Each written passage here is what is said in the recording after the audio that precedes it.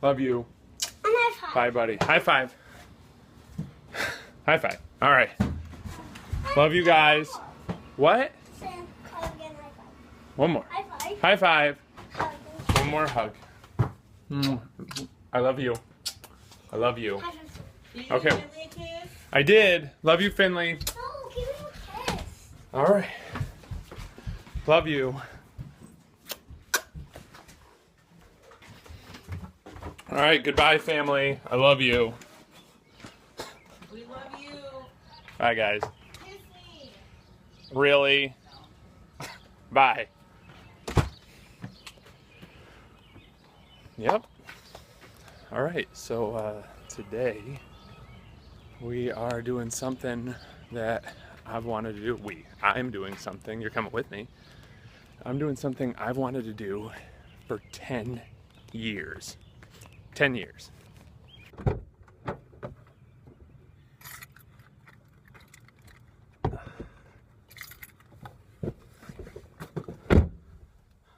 I'm gonna go quit my job.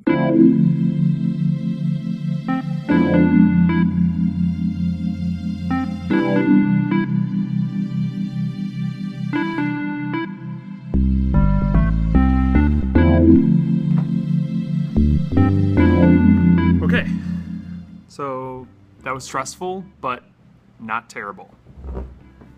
So maybe some background. I've been teaching for 10 years. All the businesses I've built, created, sold, started again, all of those things, they all started as like side hustles. What's happened after 10 years in education is I've seen a lot of things. I'm not here to rant about the public education system in the United States, but let me just say, after 8 years as a teacher, 2 as an assistant principal, I'm questioning whether or not my own children should even be involved in that. And the thing is, like, I don't want to make this video to just sit and complain about teaching, right? Like, I don't want to just sit here and complain about all of the negative sides of teaching, because there's a lot of perks too, right? If my kids were to go to school, and which they might, we don't know. Evan is 4 and Finley is 1, so I have no idea. I'd be able to have the same breaks off as them. I get to spend a lot of time with my family. I get to do work that's pretty rewarding most of the time.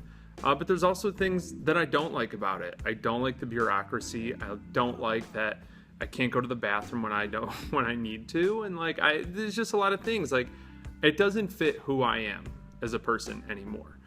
And I've learned a lot from it. Don't get me wrong. I'm a tremendous public speaker, because I just calculated this the other day. If you calculate all the time I've spent up in front of and working with students for the past decade, I have about 15,900 hours over the last 10 years. And that's over 10,000 hours. I think it's up there in mastery. And I think that one of the reasons I'm able to do things like this and have my podcast and get paid to do speaking is because I've done so much teaching. And I'm super grateful for that, right? Everything informs the next thing. I'm not throwing away my career. I'm taking everything that I've learned here and taking it to the next thing. So what is the next thing? We're not gonna get to that in this video. That'll be the next video. I'll explain what's happening next in, I guess, my life, the life of my family. I think when it comes down to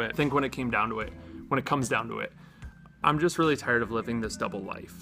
I'm really exhausted by constantly having to pretend to be this teacher every single day and then pretend to be this entrepreneur. Like, what am I? I wanted to live a life of, I just wanted to live a life with a little bit more clarity of like who I am and what I'm here to do and who I'm here to serve and like the work that I'm good at. And I wanted to have that stretch across everything. And I'm not saying I'll never go back to teaching ever. Like, it's always gonna be there. In the 4-Hour Workweek, Tim Ferriss talks about fear setting. I think he just wrote a really cool post about it as well on his blog. But he says, just map out like what you're scared of and what you are afraid of having happen. And it's probably not gonna be that bad. Like, the worst case scenario, I just go get a new teaching job. Like, I'm a really good teacher. I could go get another teaching job if I wanted to. And I don't. Like I said, there's no ill will. It's just not a fit in my life anymore. It's not what I want to be doing every single day. I guess I'll say this to kind of wrap things up. Here's what I'm not doing. I'm not taking the leap. I'm not romanticizing quitting your job. I'm not romanticizing taking a stupid risk.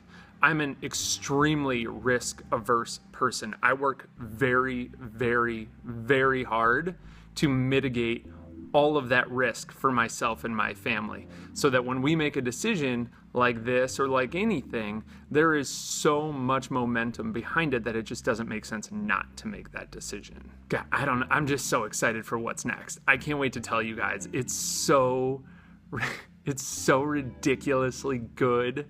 Like, I hope it comes across to my, like, I'm so excited. I'm getting a little dust in my eyes just thinking about it. Like, I'm so excited for what's next.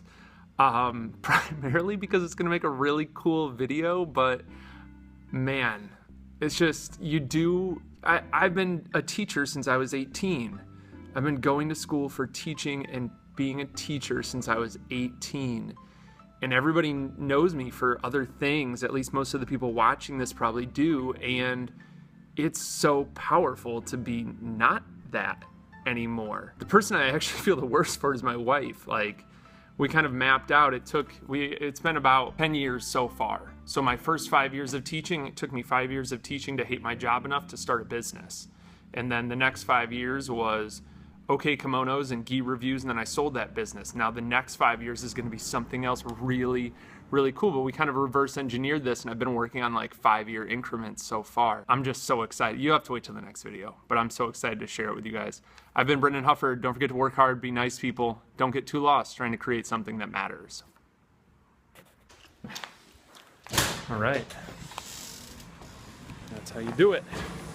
That is how you do it. Little epilogue.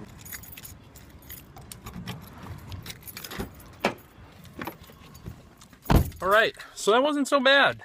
That wasn't bad at all. Thought it'd be way worse. I just think when it comes down to it, right? Like we all have a choice. As I almost knock over a trash can, we all have a choice in our lives, right? And we all get to decide what we want to do. And no matter how you feel about jobs and insurance and money and do I quit my job, like don't, just you always have a choice. It might take a while. It might take a long while, but you always have a choice to do whatever you want to do in life. Like you always get to choose your reaction to situations. It reminds me of my favorite line from the musical play, whatever it is, Hamilton, is when Aaron Burr says, "I'm the only thing in my life I can control. Everything in the world is out of your control except for your decisions." I just made a decision.